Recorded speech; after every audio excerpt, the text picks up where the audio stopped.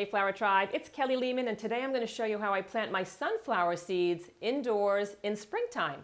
If we haven't met yet, it's nice to meet you. My name is Kelly Lehman. I'm the owner of Cranberry Fields Flower Farm here in Cranberry, New Jersey, and I love giving you guys fun, free flower tips. So please feel free to subscribe to this YouTube channel and hit that bell notification so you know whenever I post another fun, free flower tip video. So here it is, springtime, and now is a great time to start your sunflower seeds indoors. Now, for the most part, I prefer to plant my sunflower seeds outdoors using the direct seed method, but you can't really do that until there's no more threat of frost. So this is a great way to kickstart your sunflower season, and then if you want, you can either take the sunflowers that you started to grow earlier in the season, and then you can transplant them out into your gardens when there's no more threat of frost, or even like a week or two after there's no more threat of frost, just to make sure that that ground had a chance to warm up. So here's where I get these seeds started early, and let's dive right in. So it's super easy, guys. You're basically going to take your sunflower seeds, and they come in all different varieties. I mean, some of them are mammoth,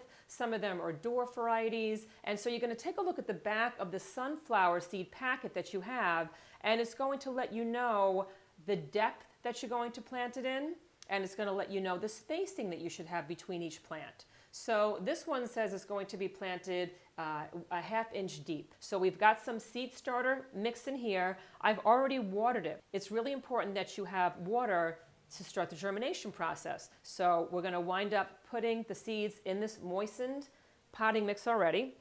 I'm just going to take a little, I don't know, like a little pen or a pencil. Sometimes I just use my finger.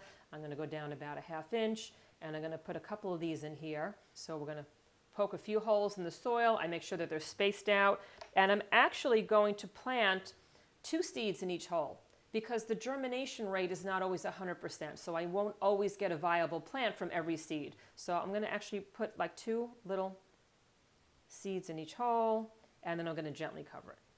And I'm going to do the same thing over here. 2 little seeds in the hole. I'm going to gently cover it.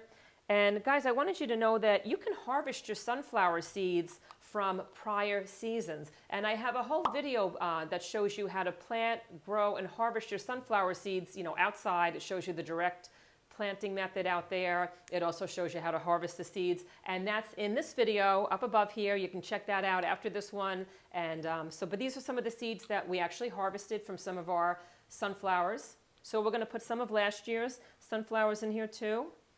Cover them up with 2.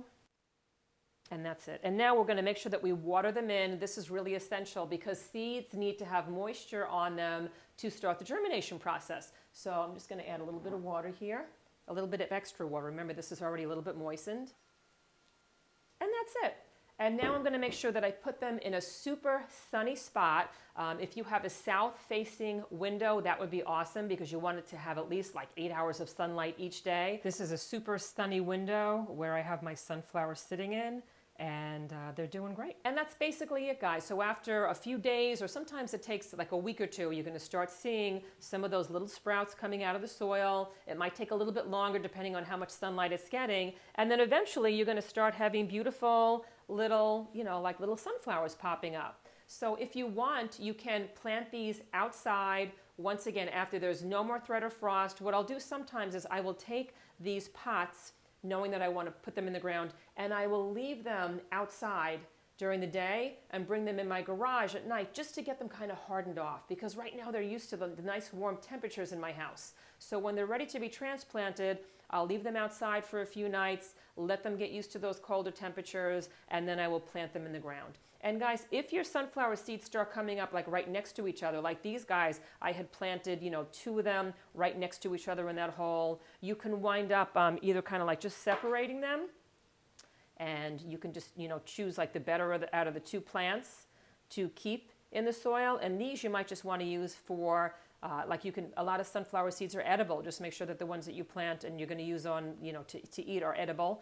And you can kind of just take that sunflower and sprinkle it on your salads, or you can just replant it. And I want to show you what some of these beautiful roots look like. So this is what some of those roots look like. This is called thinning out because you don't want them growing on top of each other. Otherwise, they're going to be competing for sunlight and water and nutrients. So I would just take this sunflower and I would put it in like another spot by itself.